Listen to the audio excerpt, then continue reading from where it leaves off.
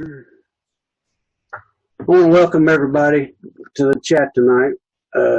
It's our guest speaker is Johnny Thompson out of Philadelphia, Mississippi. He's a queen breeder, sells queens and nukes, sells a lot of queens. We'll talk to him a little bit about it. First thing I want to announcement out there first. Next Saturday, I'm going to have another chat, and I don't like them having them back to back like that, but I got the Canadian beekeeper, Ian Stepler, set up on that. That's the only time he's got next month. So we're running out of time. So I said, well, we'll go with it. So that'll be next Saturday night, the 1st, 8 p.m. Eastern time. And I'll put the link up on my Facebook page here probably tomorrow. And that's basically all the announcements I got. Oh, I do. I'm sold out of nukes. And queens I haven't put up yet. I'm just going to put them up as I get them this year. I'll probably start putting them on the web page sometime in May. So I'll make some announcements when it gets closer and you start looking for them. Johnny, you want to introduce yourself, who you are, and what got you into bees, and how long you've been doing it? Just kind of give us a little background.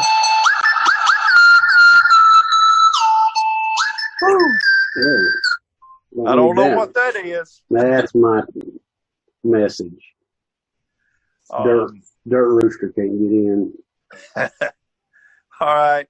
Well, anyway, my name's Johnny Thompson. I live here in central Mississippi. We've been back in the bee business now 12, 14 years. I had bees back in the 70s, back when I was in high school. Me and Daddy had bees. I don't guess we ever got over about 20, 25 hives, just had them to play with. We cut them out of houses. We took them out of trees. We bought them from Sears.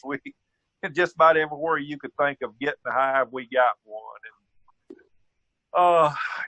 It was a neat thing to do back then, but it was just a kind of a hobby. So once I moved away from home at that point, Daddy kept them a year or two and then got rid of them and sold all of his equipment. But he always wanted bees back. So about 12 years ago, the neighbor called and said they had a swarm in a tree. And Daddy was actually up at my sister's in Tennessee. So me and my two boys went and got that swarm. We cobbled together an old box with a bottom and a top on it and went and caught that swarm. And from that, one's never enough. So we got a couple of more, bought a couple of hives from a local guy that had some. We kept expanding. We'd get a few more every year. And, every year it seemed like we had doubled, tripled our production. First thing I knew, we had 50, and then we had 100, and then we had 200. Then we started raising queens. I was just going to raise queens for myself. And then I found out folks would pay for it. And so ever since then, we've never had any queens for ourselves because I sell every one I make. I have to make do with the sales that's left over. Because I just can't afford to use a $25 queen for myself when I can sell her to somebody else. About how many queens you sell a year, Johnny? This year we're in the process of building about 400 new nukes, which they're duplex nukes. So each one's got 2 holes in it. So that's another 800 holes.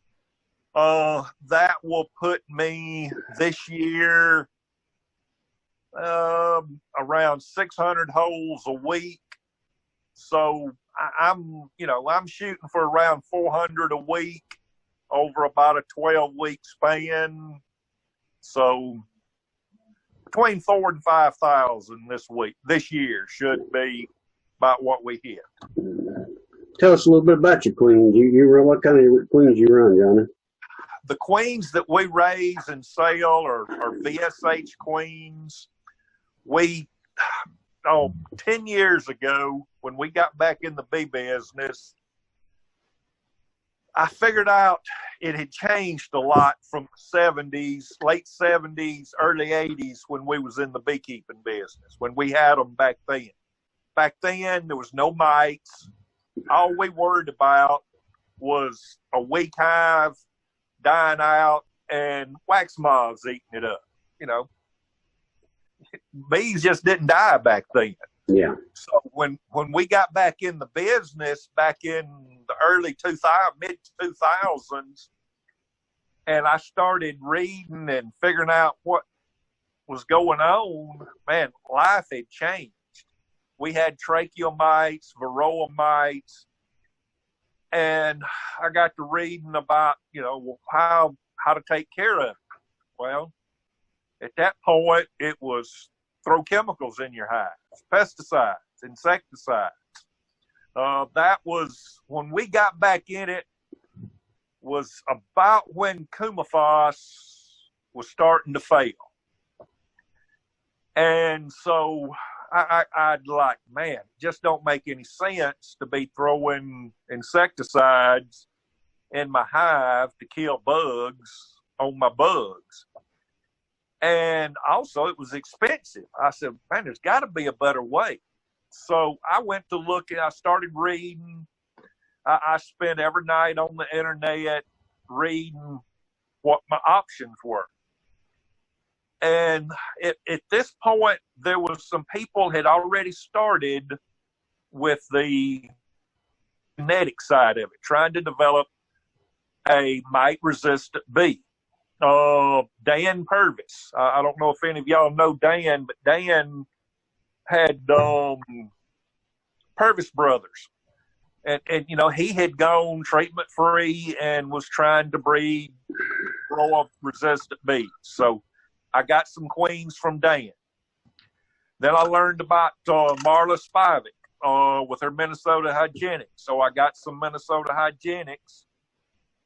And then I got to hearing about the VSH bees that they were working on at Baton Rouge. And that's the first I called down there to talk to somebody about that, and it ended up being Jeff Harris, who I was talking to.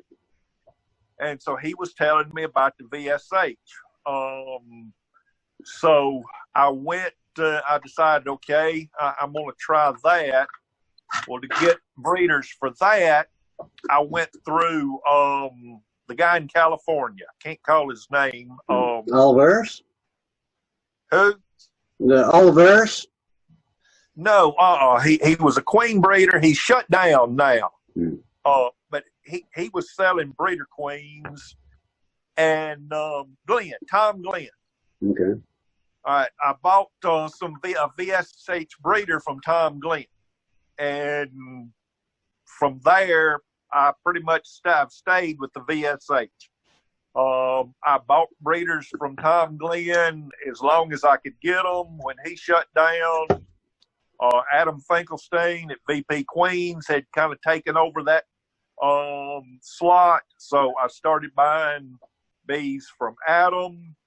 By that time, Dr. Harbaugh retired. He taught a bee class in Jackson for the Mississippi Beekeepers Association. I went to that, met him there, picked up some things. Actually, the way I raise queen cells right now was what he taught. It's a queenless cell builder. I don't use starter finishers. Everything is in one box, queenless from start to finish. And that's the way he taught. That's the way he did it. And it's worked for me. I had tried before that. I used the cloak board system. I like the cloak board. It requires a lot of manipulation. It raises some really good queens, but this, the way I do it now, is easier for me, so that's what we've stuck with. But now I'm still getting some. I get some breeders from Adam every year. I get some breeders from Jeff Harris. Since he left Baton Rouge and came to Mississippi State, he's continued his VSH research there. So I buy some, get some breeders from him every year, and that's kind of where I'm at today. We have been, totally VSH now for about 8 years, I think. This will probably be our 9th year of being totally VSH. In our area, we're in a really good location. At times, I wish I was a little further south. It would give me another week or maybe 2 of queen rearing in the spring. But we're really isolated here. There's no row crops, so there's very little pesticide pressure in our area. A lot of pasture land, growed up pasture land. Cut over timberland is good for a few years till the pines start shading everything out. There's no other beekeepers in our county. There's not a commercial beekeeper within 90 miles of me.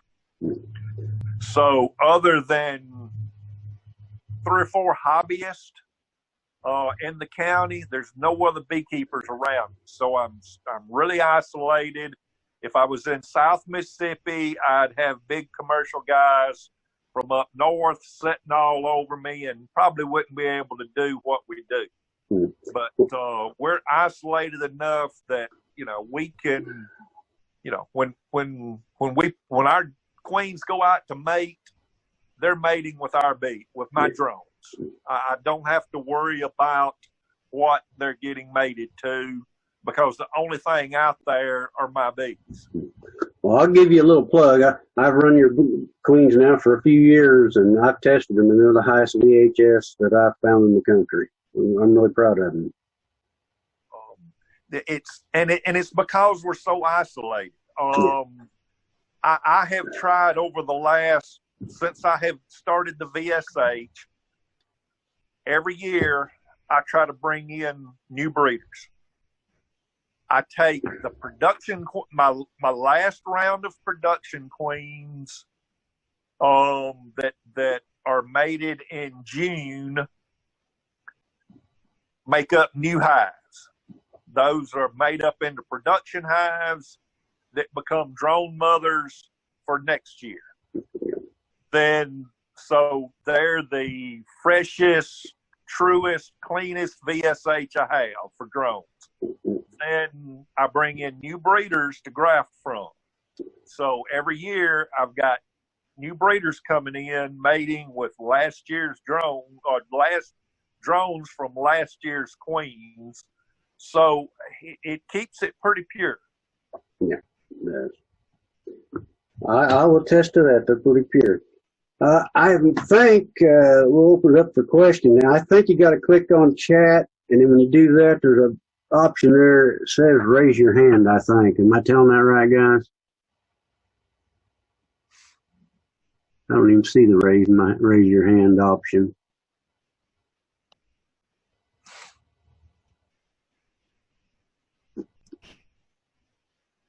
Where you raise your hand at, Brian?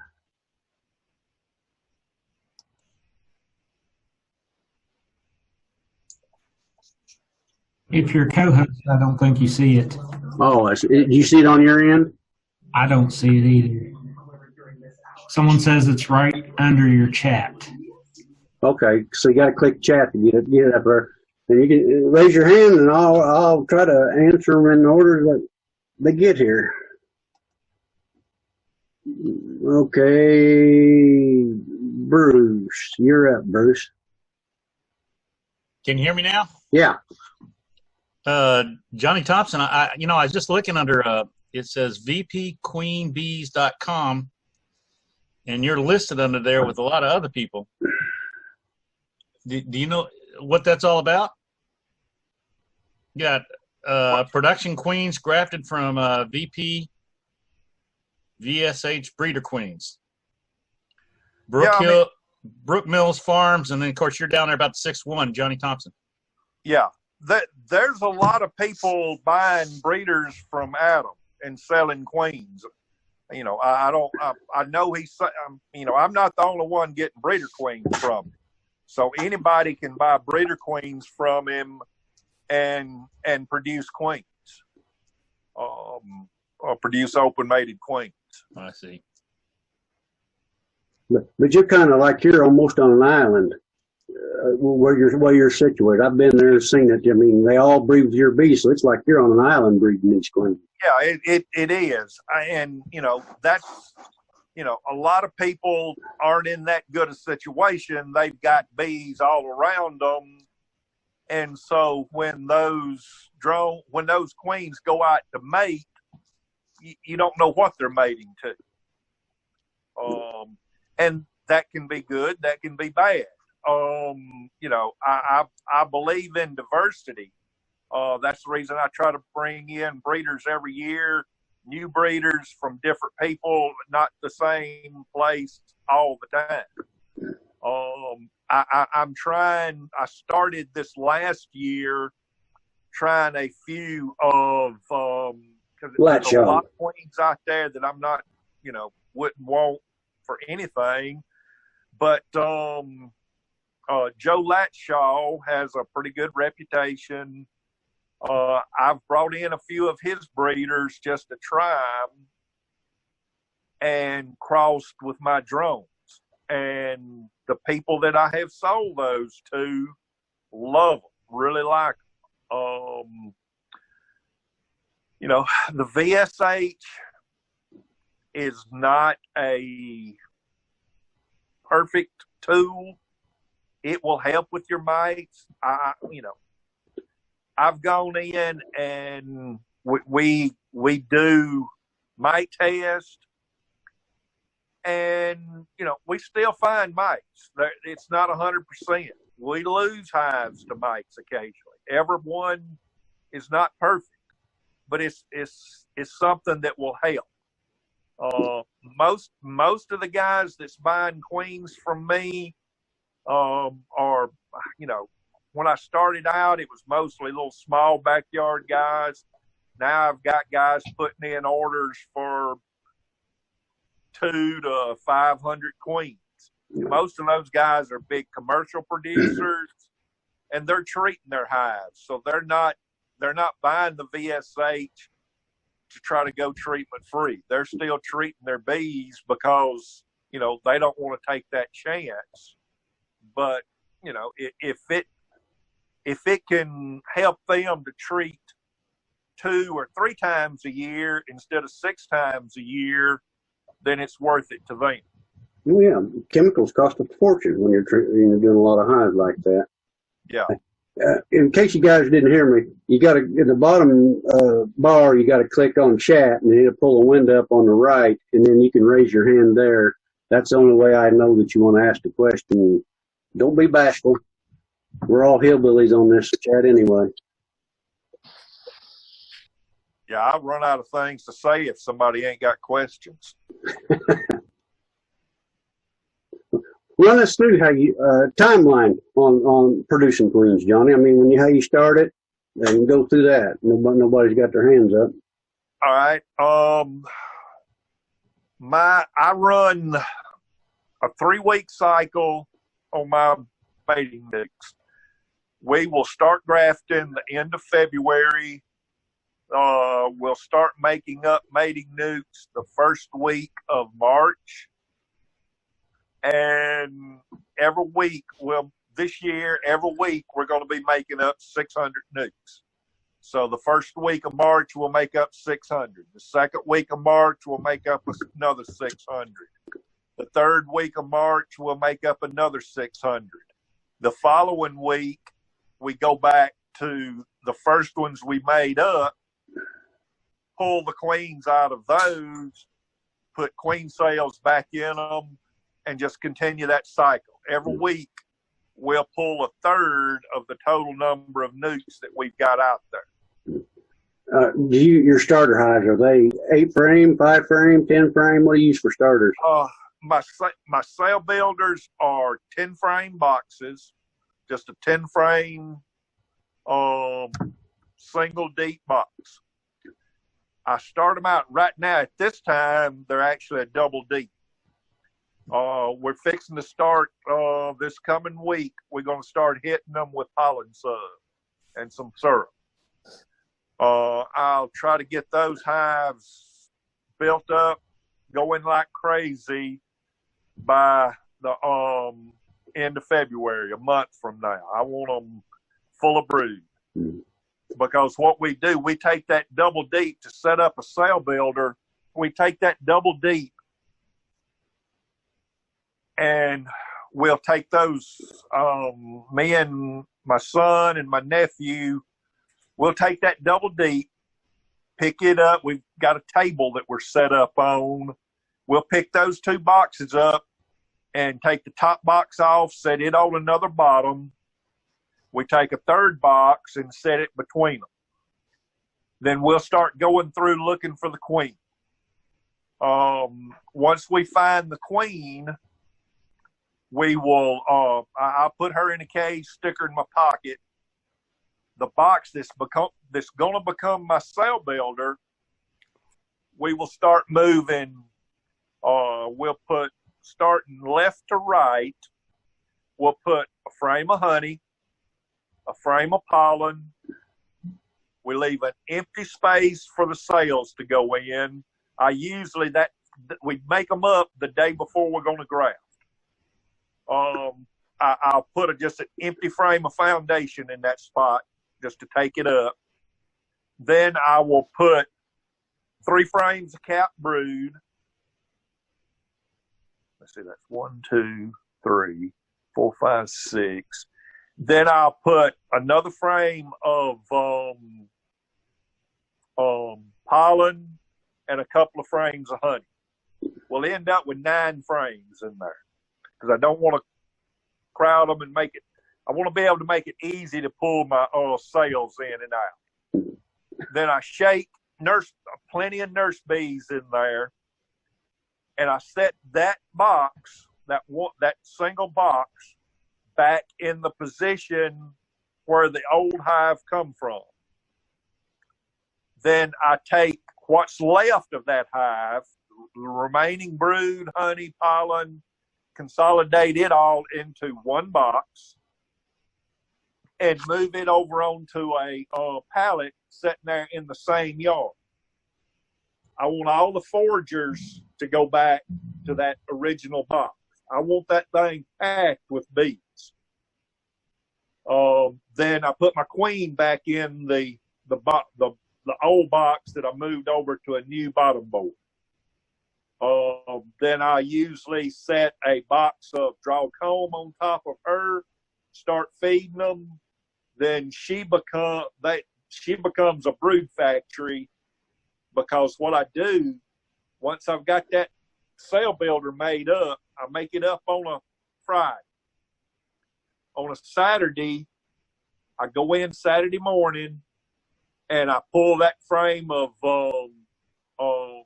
foundation out to create a spot for those cells. I graft, and when I come back to graft, that empty spot is going to be just packed with bees. You have to just let the hive frame of cells just work its way down through all of those bees. All right. And I will usually put 60 to 90 cells per cell builder. Most of the time, 60. The first week or two, I may do 90, because I'm also making up 5 frame nukes to sell, and at that point I need every sale I can get. So I usually do 2 frames of 45. After the first couple of weeks, I usually drop back to 60. All right, I do that on Saturday, and I'll make up. I've got 12 of those cell builders that we use.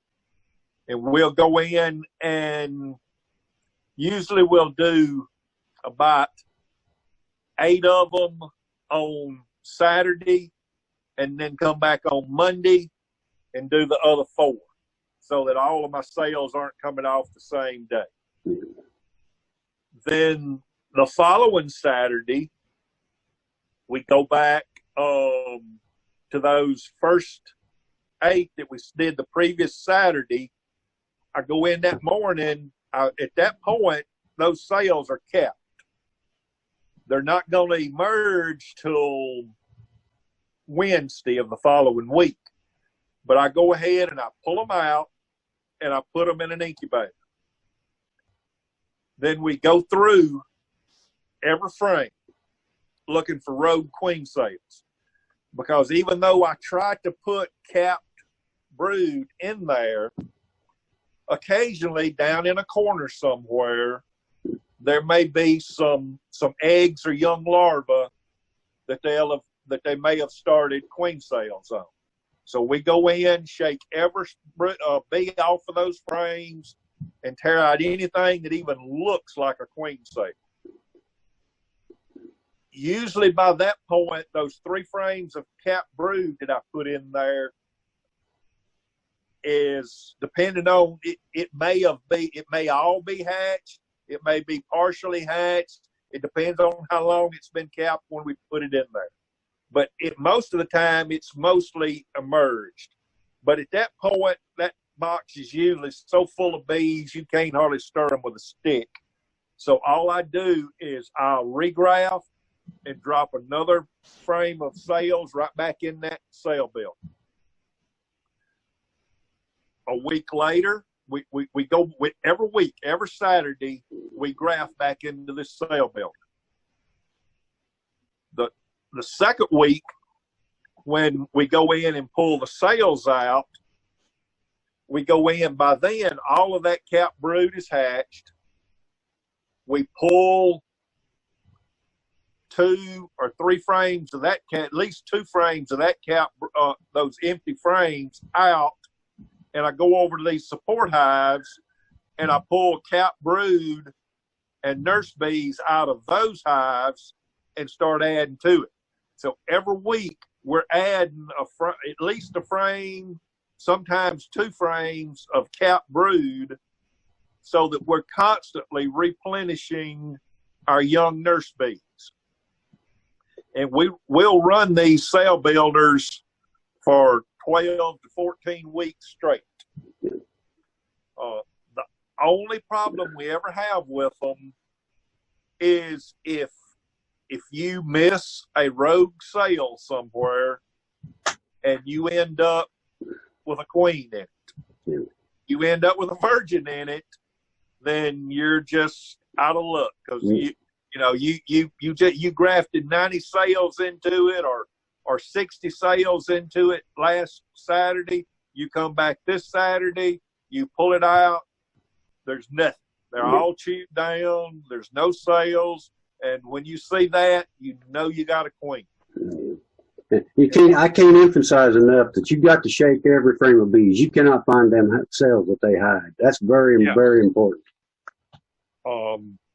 And usually what I do, when I hit that situation, it's almost impossible to find that virgin.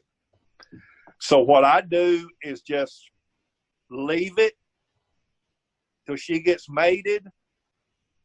Then it's, you can go in probably usually 2 weeks later, you can go in, she's laying, you find her, you catch her, cage her, and then you can go back to grafting into that cell builder again.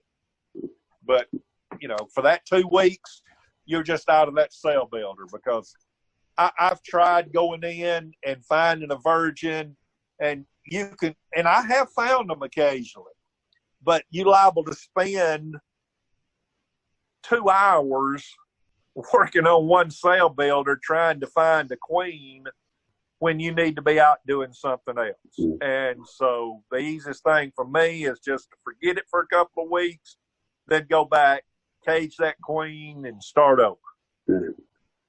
looks like we've got a couple more questions here. Andrew, you're up.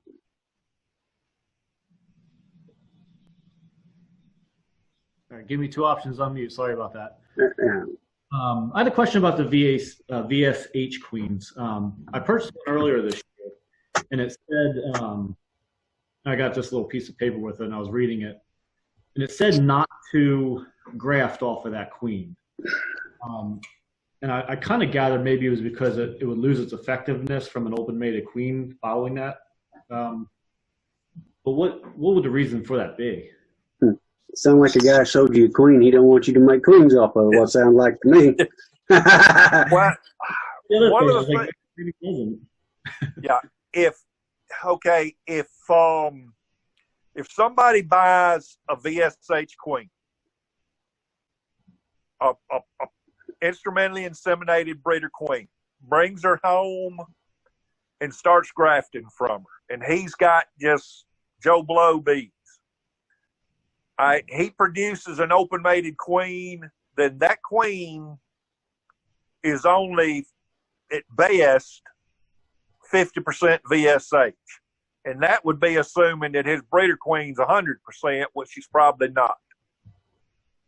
So if you graft from that open-mated VSH queen that you got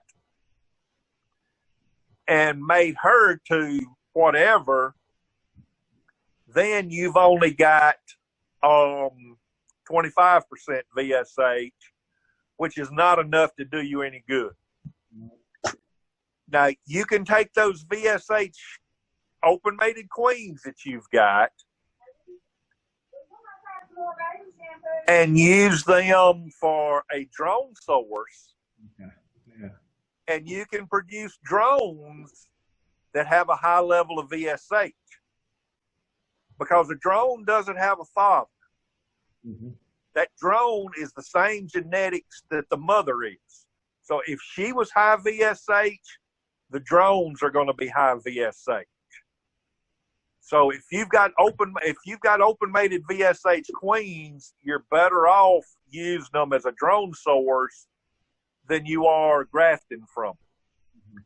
If you can come up with a high VSH breeder queen to use and then mate them to those drones from those open-mated queens that you've got, then you can get fairly high VSH levels fairly quickly. That's the problem. When you bring in a VSH breeder queen, it's going to take you several years of consistently doing that to get your VSH levels up. Because the first year, you're only going to produce 50% VSH open-mated queens. Then if you use them the following year for your drone source and bring in another VSH queen, and if you're in a fairly isolated position, then you've got some VSH drones and a VSH queen, and it starts building on itself. In a perfect world, you get about 75% the second year, but that's a perfect world. Right. Yeah, that's if everything's perfect. That answer your question, Andrew? Yes, thank you. Okay, next up is Craig. Craig, you there? Wait a minute, unmute. There, you're unmuted now. Okay, can you hear me? Yeah, we can hear you. So do you make, Mr. Thompson, do you make an effort to concentrate your numbers of drones? And if you do, how do you do that?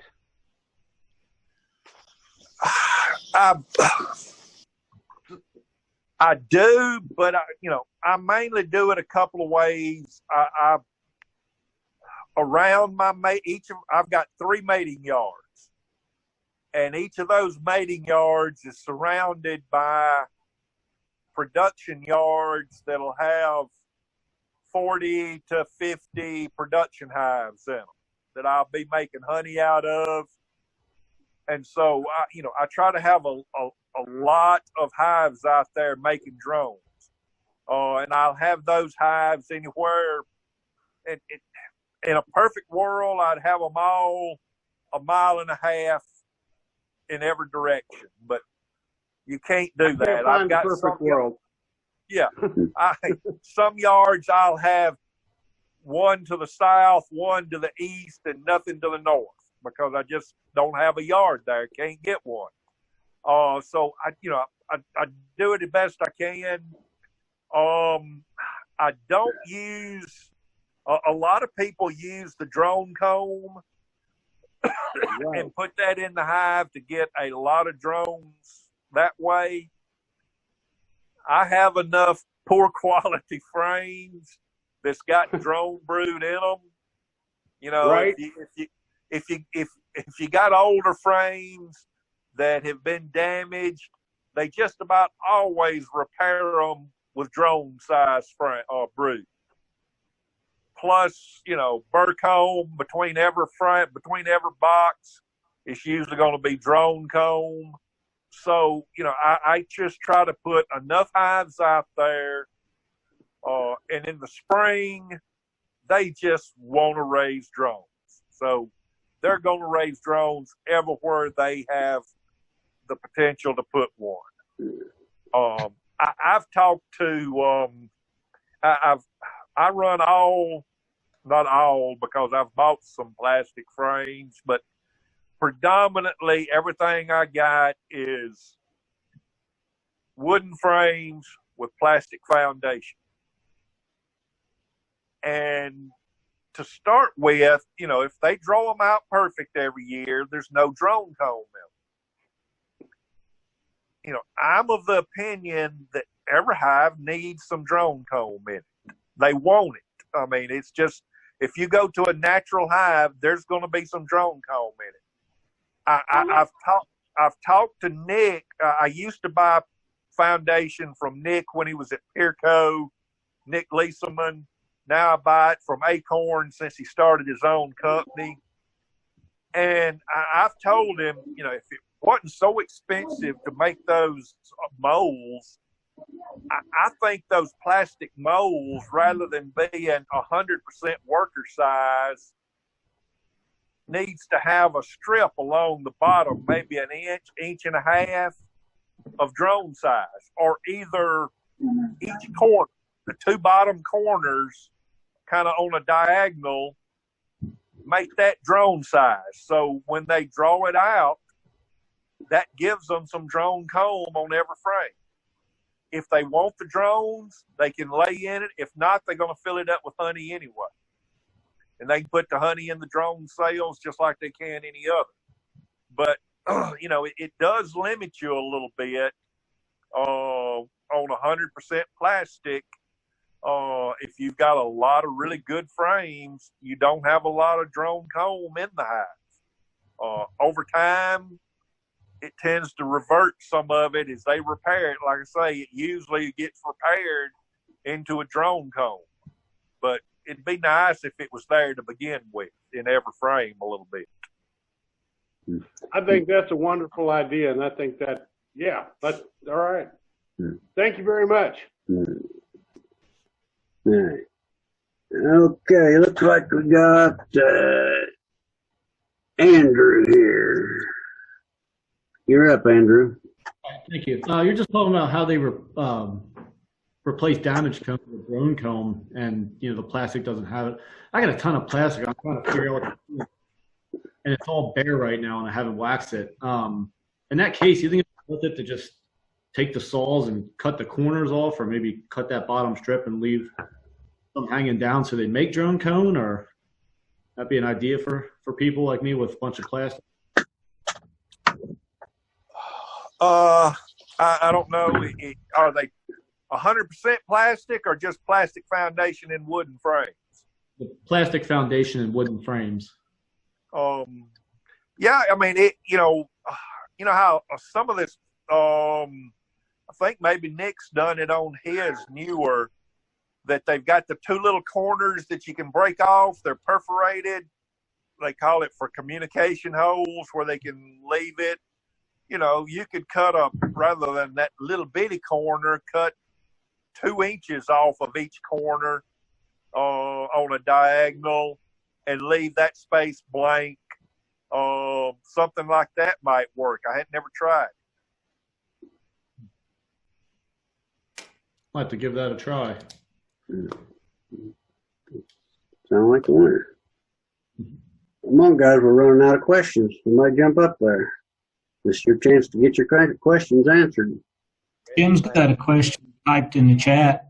You go ahead and read it to us, Jason, if you would, can you? Yeah, it says, question for Johnny. Do you ever have to use antibiotics? From Jim Duffy. Yes. I don't a lot. I don't use it in my just regular production hives. And this is going to sound stupid, but if you're, I got to get a drink just a second. No problem. All right.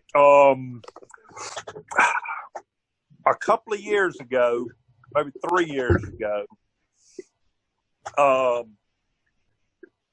I had in all of my cell builders, I got black queen cell virus. And if you've ever raised queens, you know that's a killer. All right. And it's a virus. And so I got to talking to other queen breeders, a lot of big commercial guys that raise a lot of queens. And just about every one of them told me the same thing. If you treat your cell builders with terramycin, just like if you was treating for EFB, it will take care of the black queen cell virus. Well, I mean, I've had virology. I've been to college and I've had virology courses, and everybody knows antibiotics will not kill a virus. But for whatever reason, it works. Now, all I know is the guys I've talked to, and it may be because the virus is a secondary problem behind a bacterial infection that you're really not seeing. But most of the queen breeders that I know in Mississippi we'll start about the same time we start treating or start feeding with pollen sub to get these cell builders and breeder queens going. We will start with a terramycin treatment. And we'll do it for about the first 6 weeks. After that, the black queen cell virus almost always hits us early in the year, and then it tends to go away. Well, the correct thing to do is treat after you see it. But it's too late. You can't do that raising queens. If you're raising queens for a living and you've got 600 nukes that's got to have queen cells every week, and if you wait till you've got it and it takes at least 2 weeks to get it cleared up, then you're going to have a lot of cell builders sitting out there. I mean, a lot of mating nukes sitting out there with no queen cells in them. So we have to do it prophylactically early on to prevent it so that we never see it. Now, you treat once a week, Johnny?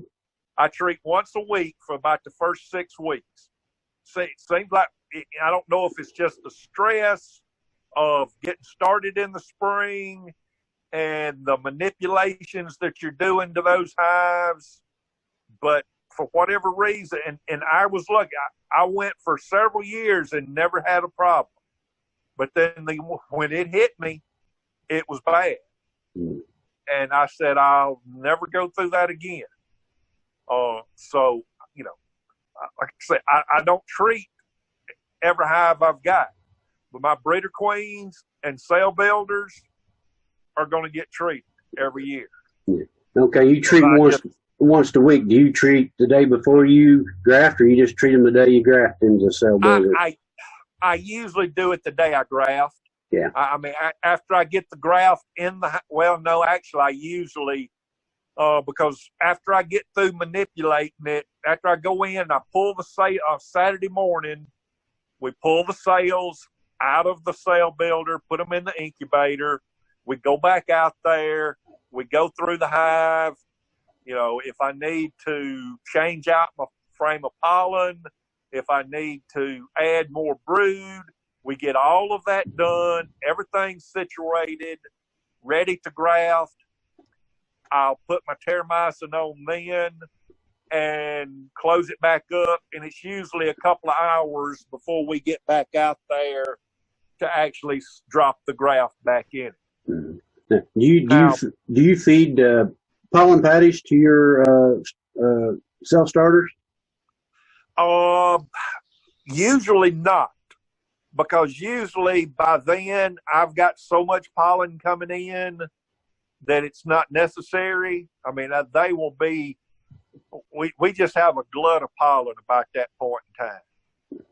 Now, I will start in January here next week. But actually, by next week, it's going to be the 1st of February. I will start then just to stimulate those queens and get them going good. But once I actually start grafting, usually we've got more pollen than we can do anything with. Between the hen bit, elms are blooming by then, and they're bringing in lots of pollen.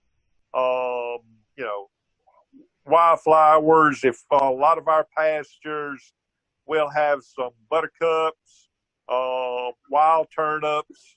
You know, there's usually enough stuff coming in. Then you know we'll start seeing blackberries. We've got enough wildflowers, enough that we've got enough pollen coming in that it's not a problem. You're lucky there. Yeah. Because a lot of times those extra frames that I'm got in that cell builder, they will actually start packing one of those full of pollen, and occasionally I'll take the frame that I've actually got sitting next to my cells. I will take it out and move one of those fresh frames over next to it. And, you know, it's strange. I know that in years past, there have been people that have actually tried to breed for pollen production, you know, select for high pollen gathering ability. There is variation. I mean, these cell builders, because I'm in them so much, I see it. You'll have one that'll just be bringing in pollen and packing it everywhere they can find it, and another one that won't be bringing in hardly any. So there is a variation. So a lot of times I may be pulling pollen out of one hive, sticking it in another hive to help them out. So you know we're redistributing everything every week, trying to keep everything as ideal as we can in those cell builders. That's where it all starts. That's for sure. Do you shake your frames off? Do what? When you move the pollen, do you leave the bees on them or shake them off? We leave them on. Okay. You know, I mean, when we move in frames of brood from my colonies that are it was the old queen and what was left of that cell builder. When we set them up, when I move that cap brood over, I usually brood because we find the queen so we don't move her by accident, and we usually move the adhering bees and the brood when we move it. Okay.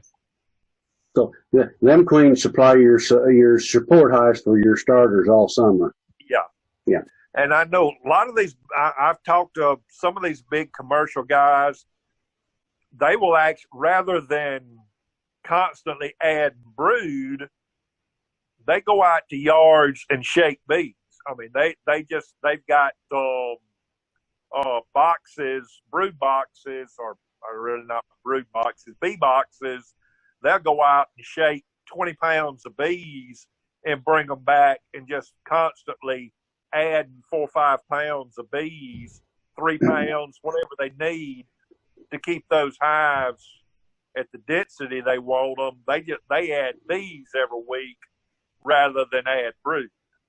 Now, your support hives that support these are in your queen urine. You treat them with terramycin also? Yeah. Everything here in my home yard that's right here at my house, that's where my cell builders and breeder queens, everything are. All of those get treated. I tried 2 years ago. I was talking to at ABF. I was talking to one of the probiotic guys. What's the name of that company? I know who you're talking about, but I don't know either. Yeah, something, ain't it? Darn, I can't remember. But anyway, they've got the probiotics. Biometrics, ain't it? Yeah, something like that. Man Lake actually has one. This company used to sell through Man Lake. Man Lake decided to make their own. So this company sells their own stuff independently now.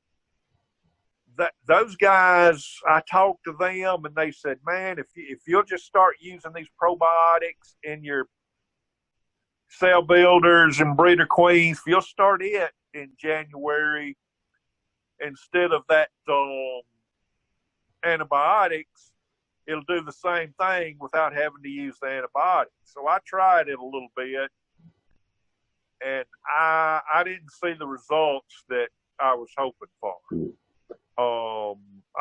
The hives that I tried that in, I still saw some queen cell virus, EFB looking stuff in those early on. So I don't know. I've talked to guys. Well, I've heard some of these big guys really like the probiotics, really believe in them. In theory, they should help.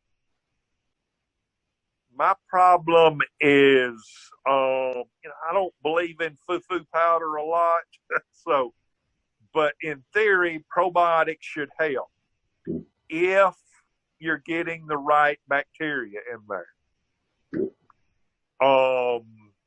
Randy Oliver has done a little research with it and didn't see any positive results.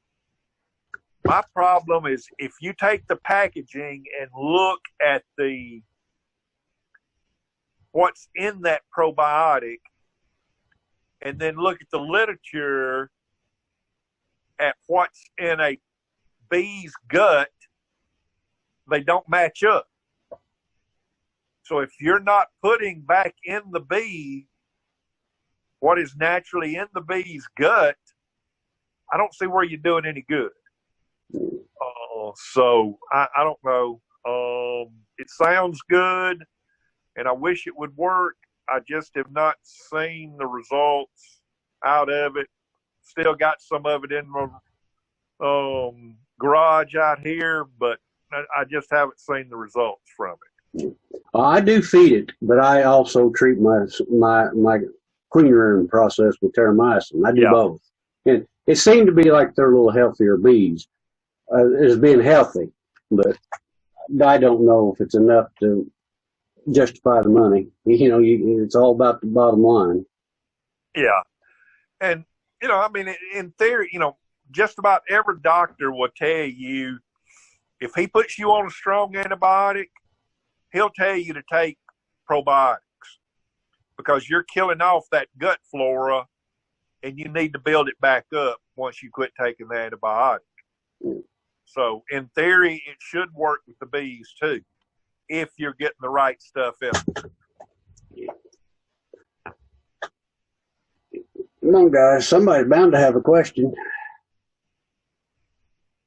There's 30 people in here. Somebody's got to have a question. Jim wants to know what kind of shipping Johnny prefers to ship queens with. That's a touchy subject. Well, there is no great answer to that. I ship. I started out. I shipped everything through the mail. If I ship through with the post office, USPS, I ship everything express, which they guarantee in 2 days, and a lot of places will make it overnight. The post office is a weird animal. I can ship a queen to California and she'll make it overnight from Mississippi. I can ship it to Alabama and it'll take 2 days. So, because it's going to go on a truck if it's going to Alabama, Louisiana, Tennessee, anywhere close enough they can put it on a truck and get it within 2 days, it's going to go on a truck. If they don't think they can get it there within that 2 days, which if they don't make it in the 2 days, they have to refund you your postage. So if they don't think they can get it there in 2 days, they fly.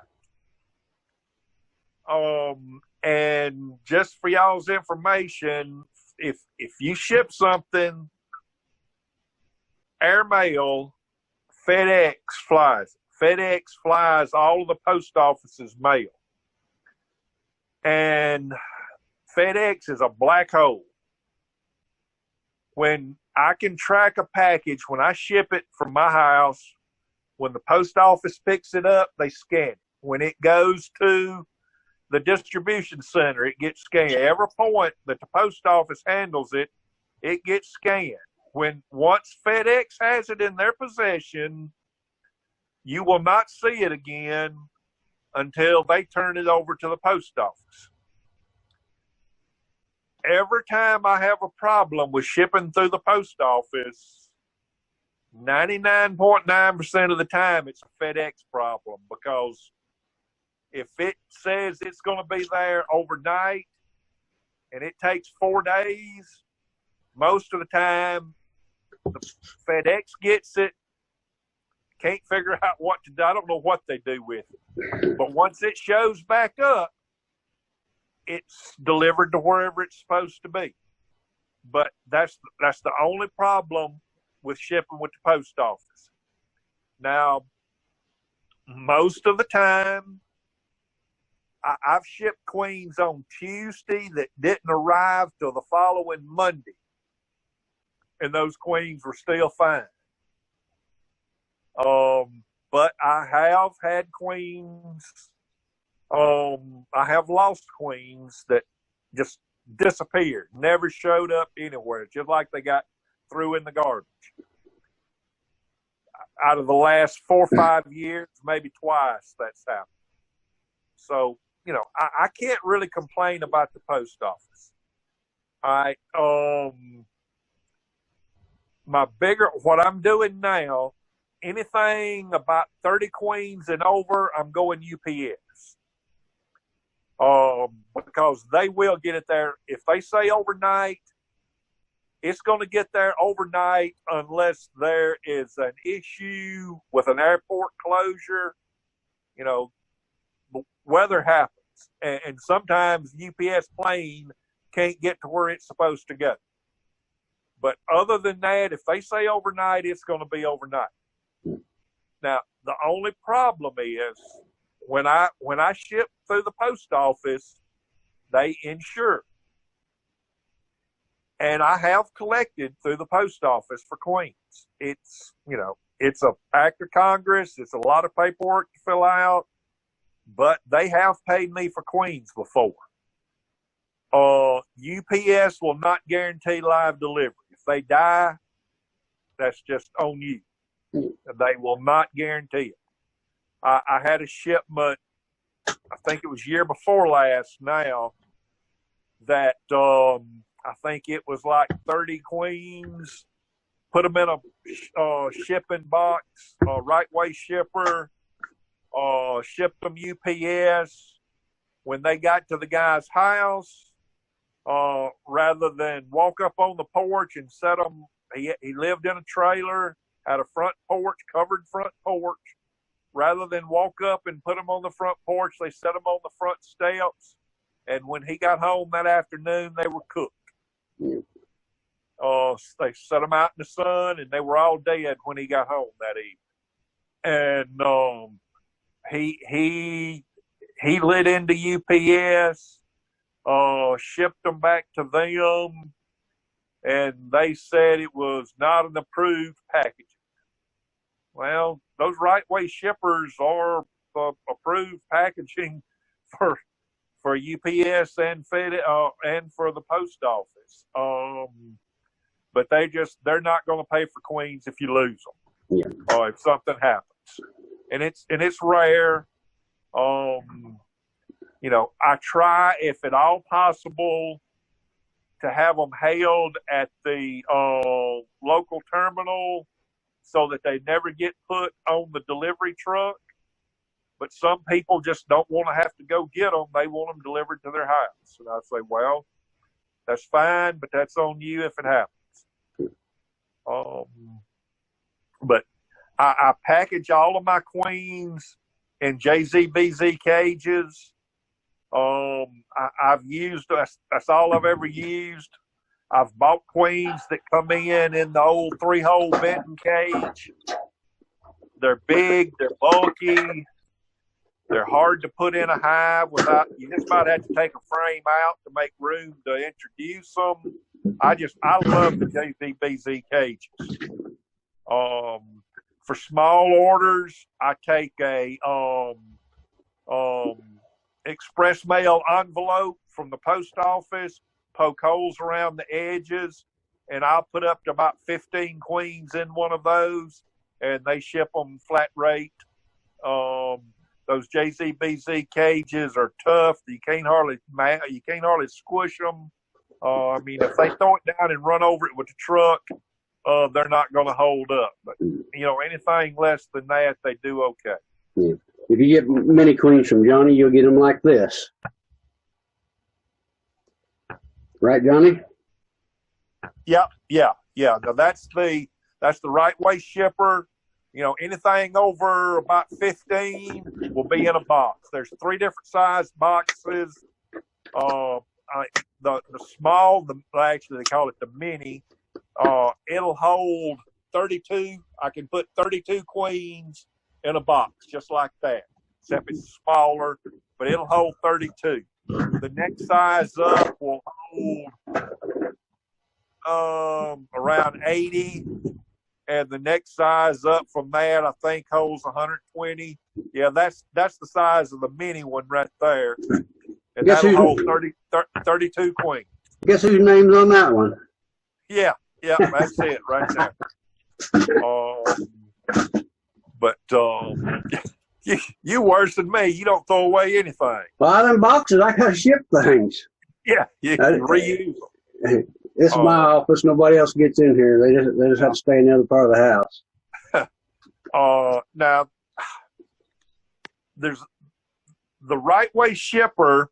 Most of your big commercial producers, they put the queen in that JZBZ cage and then put bulk attendants on the outside. And that works okay. Personally, I like attendants in the cages. I put 5 or 6 attendants in each cage and then put the cages in the shipper and ship them. If you got attendants in each cage, every queen is being attended to. If you put 80 queens without attendants in that cage, and then shake attendants around the outside of them, if you put too many, you could overheat. If you don't put enough and it gets cool, they're going to cluster on what they can cover, and you're going to get queens chilled. And I'm just not comfortable. I've done it before both ways. I just, I've had some guys this last year that was buying 100, 150 queens. And I told them, that, well, we really didn't talk about it, but when they got there, I have yet to have one complain that the attendants were in the cages and the queens didn't do really good.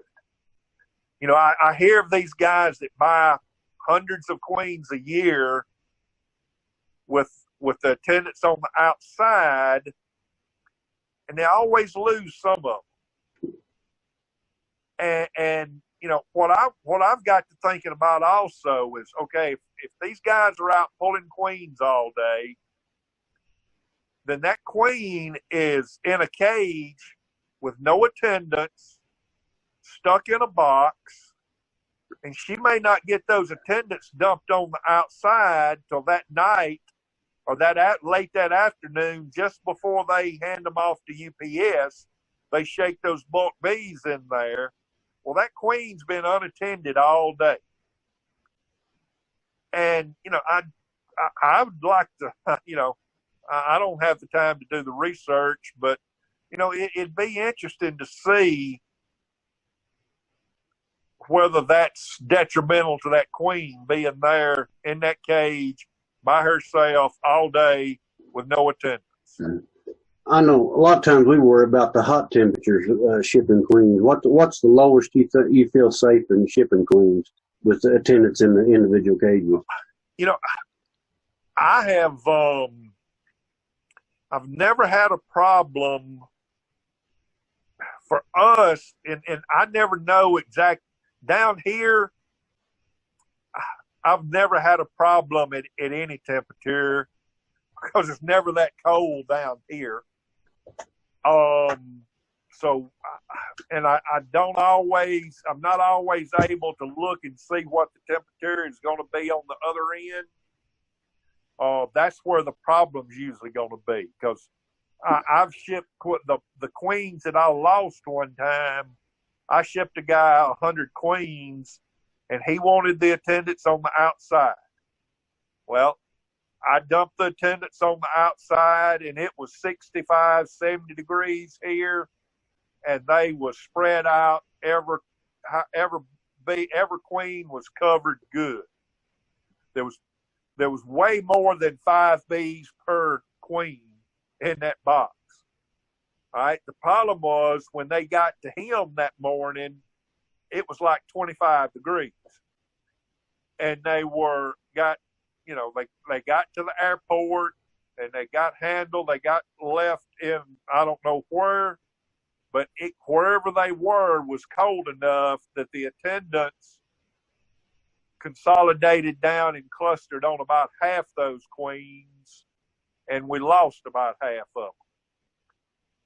So, if I'd have had the attendants in the cages, I don't think we'd have lost one of them. Okay, that's what I was wondering.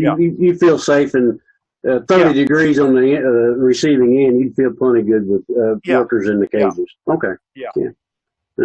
Got another question here. Andrew, you're up. All right. Thank you. I guess kind of switching gears here. We were talking about foundation a little bit ago.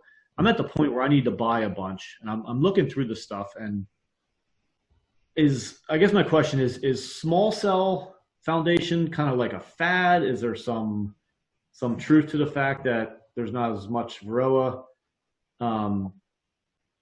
And then can you mix that with, like, I have a bunch of plastic foundation right now, but I'm kind of hesitant to use that because I'm trying to grow my operation, and you can't cut the queen cells off of that. So I'm trying to figure out a way to incorporate that. Or should I just use it? I mean, from your opinion, like how would you go about that if I have kind of a mixed bag of stuff?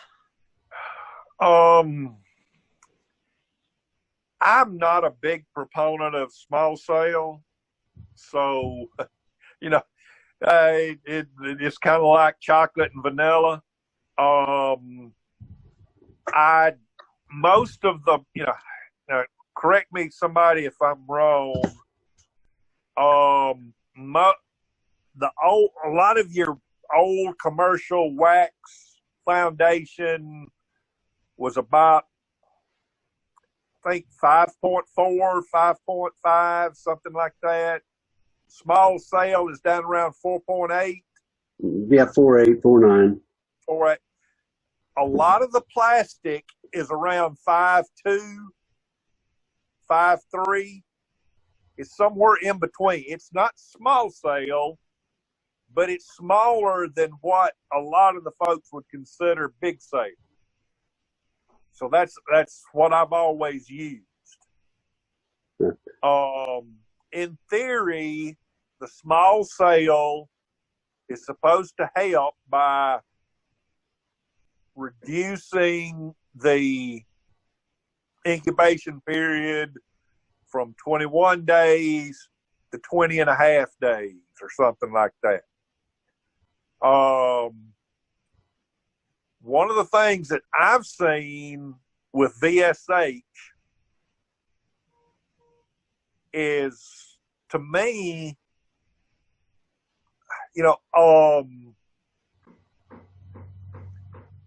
those queens tend to emerge. I'm not supposed to say hatch. It's a kind of everybody, eggs hatch, bees emerge, but I still say hatch. Sometimes I try not to do it.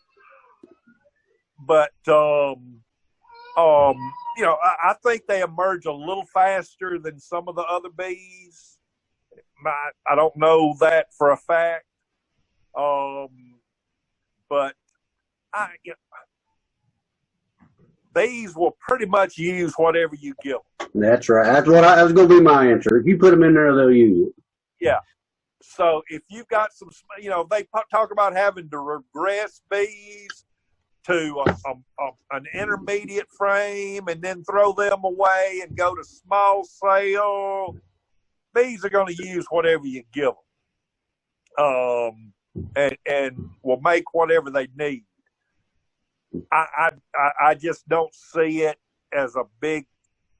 There's been no university test that could show small cell help with varroa, but that don't really mean a lot to me. Some people swear by it. It was one of those things. It was kind of a pretty big fad for a while. You don't hear a lot about it anymore. I've always felt like if things like that really worked, everybody would be using it. Well, I'm a little bit cheaper than that. I use all starter strips, so they draw a natural comb, and in less than one season, the bees will regress down to. I've got a bunch of cells here that's like 4.7. They regress in one season on their own, so they'll do whatever. Yeah. And I'm lazy. I love wooden frames with plastic foundations. I hate one-piece plastic frames, and it's not so much that they won't work. I've got some. They work just as good as the wood. I just don't like the way they feel in my hands and the way they handle. And they hide small hive beetles in the cracks. Yeah, and I hear that a lot. I don't have enough of them. Well, I'll tell you the reason I don't like them. I've got a good many of them scattered through, especially I run deep hive bodies and medium honey supers.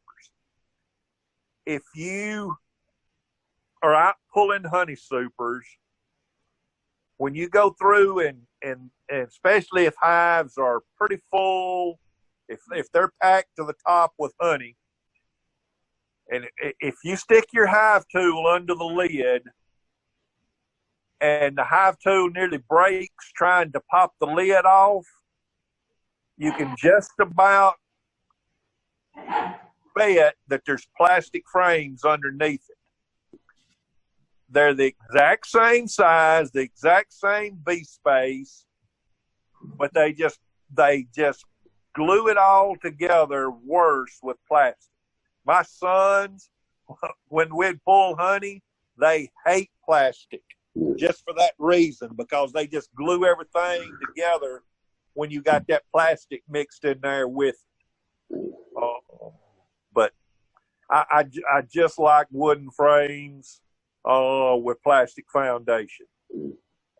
But I would like to try. I would love to have some frames with a little of that drone comb made into them, just to see what would happen.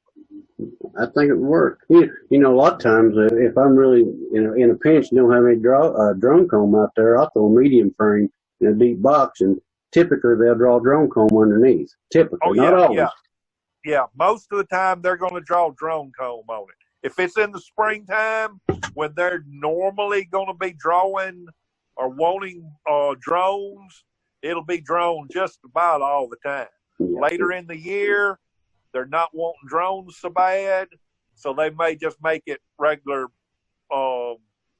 worker size. Well, Johnny, we went about an hour and 15 minutes here. If somebody wants to get a quick question in here, we're going to wrap it up. One more question. Anybody? Well, I was wanting to get in earlier when we were talking about the terramycin. Okay. Johnny, do you treat with powdered sugar and terramycin, or do you mix it up in sugar water and spray the bees with it? I mix it with powdered sugar. Just across the back frame rest? Yeah, I put it across each end of the frames. On the frame rest, down at the ends of the bars, I'll sprinkle it along both ends. No. Looks like we got one more question here. Mark, you're up. Yeah, I just want to say appreciate you having Johnny on. Appreciate Johnny coming on. We've ordered quite a few queens from him this spring, and we're going to be putting them in our packages. And so I think everybody will like them, and really enjoyed the talk tonight. Johnny, I'll second that. I appreciate you coming on with me and sharing your knowledge, and it's been a pleasure.